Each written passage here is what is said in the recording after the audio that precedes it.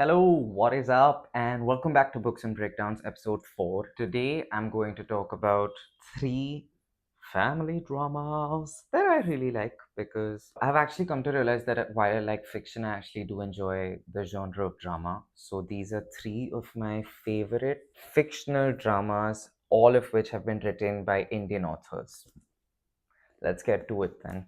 In this video, what you're going to get is I'm going to tell you a little bit about each of these books, read out an excerpt or two, and I'm going to give you one reason as to why you should read each one of them. To it, so I will start with Rohinton Mistry's Family Matters. For those of you that don't know, Rohinton Mistry is a Parsi, Mumbai-born Canadian author. Family Matters is his latest work that came out in the early 2000s. His most famous work is A Fine Balance, which I haven't read yet because I've been told it's absolutely devastating and I want to save it for another time. I have read Such a Long Journey and I have read his other short story book, but I think Family Matters is the one that for me is the real winner. Family Matters, quite literally, as the title tells you, is about family matters. It's a very emotional book about this father, Nariman Vakil, who has Parkinson's and who's dependent on his children. Yes, you got it right. It is sad, but it's just going to make you hug your family. That's what it's actually just going to do. It's going to make you feel better it's going to make you feel comforted, but it's going to leave you on a very nice note where you will just go and hug your family, especially your parents. I'm going to read this one part from this book, which I think is really important. Nariman is thinking of this. What folly made young people, even those in the middle age, think they were immortal? How much better their lives if they could remember the end? Carrying your death with you every day would make it hard to waste time on unkindness and anger and bitterness, on anything petty. That was the secret. Remembering your dying time in order to keep the stupid and the ugly out of your living time. Also, you know what I love about this? And a reviewer has said this, where they've said that mystery does not need magical realism. Mystery does not need to create larger than life circumstances. He manages to make the everyday magical, to make the little things, the little problems, the grievances in our relationships special, worth reading, entertaining. Mystery does that. And I feel like this book has kind of found its way somewhere in my body, and I'm always going to have a soft spot for this. And I hope you. There's one more line in this book also, which will take us to the next book, which is this. He also says, a letter is like perfume. You don't apply a whole bottle, just one dab will fill your senses. Words are the same, a few are sufficient. And this takes me to my next book. I mean, I have not written it, but the next book that we have for this episode, which is Rabindranath Tagore's Three Women. And these are 3 novellas about, as the title tells you, 3 women.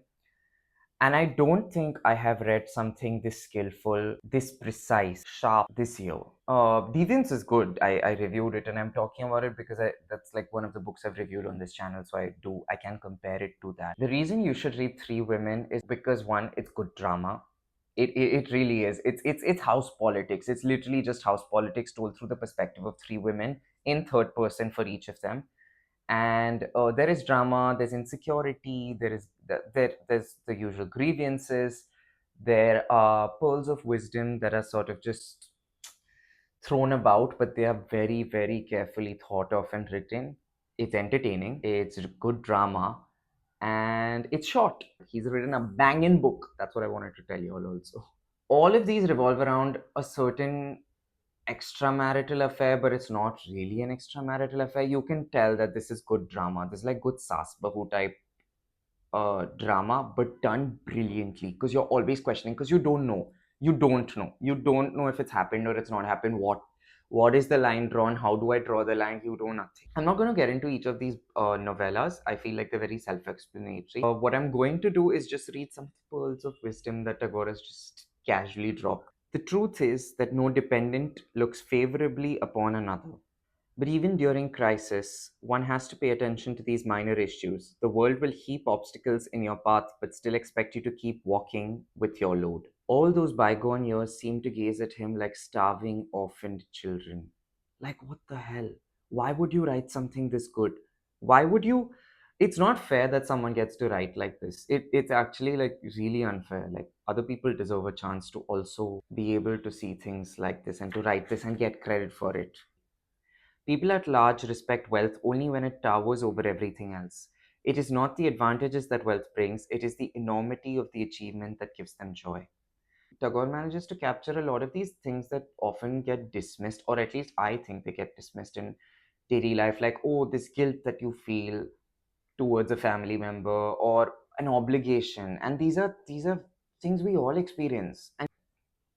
And then there's one more. Unlike most women, she wasn't part of the furniture in her husband's household. Tagore dropping some sassy bits in this book, huh? Exactly.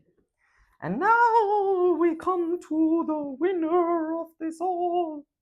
One of my all-time favorites. The God of Small Things by Arundhati Roy. This is the 1997 Booker Prize winner. It's written by Arundhati Roy and it is by far one of the best things you will ever read. So this book is how I would sell it to you is this book is basically you can like draw out many themes from this, like, oh, caste or religion or language, but I think what Roy manages to capture in this book is just childhood innocence, pure innocence. She does this through the lives of these two twins, Estha and Rahel, who I always used to confuse. And I think the way I would describe this book is just about how, as we grow older, how our innocence sort of gets stripped away from us. And it is heartbreaking. All these books are heartbreaking in their own ways. This one devastates you, but it also does it in a manner where you willingly continue to give more of yourself to it. Like, I remember reading it and being like, why am I continuing this? And then I was like, okay, yeah, just take whatever you want. Just take everything. May in Ayemaneem is a hot, brooding month. The days are long and humid, the river shrinks and black crows gorge on bright mangoes in still dust green trees. Red bananas ripen, jackfruits burst. Dissolute blue bottles hum vexatiously in the fruity air. They then stun themselves against clear window panes and die, fatly baffled in the sun. The nights are clear but suffused with sloth and sullen expectation. But by early June, the southwest monsoon breaks, and there are 3 months of wind and water with short spells of sharp, glittering sunshine that thrill children snatch to play with. The countryside turns an immodest green. Boundaries blur as tapokia fences take root and bloom. Brick walls turn moss green. Pepper vines snake up electric poles. Wild creepers burst through laterite banks and spill across flooded roads. Boats ply in the bazaars, and small fish appear in the puddles that fill the PWD potholes on the highways. I had a professor in college who used to say that, you need to fall in love with language to write better. And I never understood it till I actually read this. Because I'm not even trying to put her on this pedestal, but she writes this way. Even her nonfiction, it's brilliant.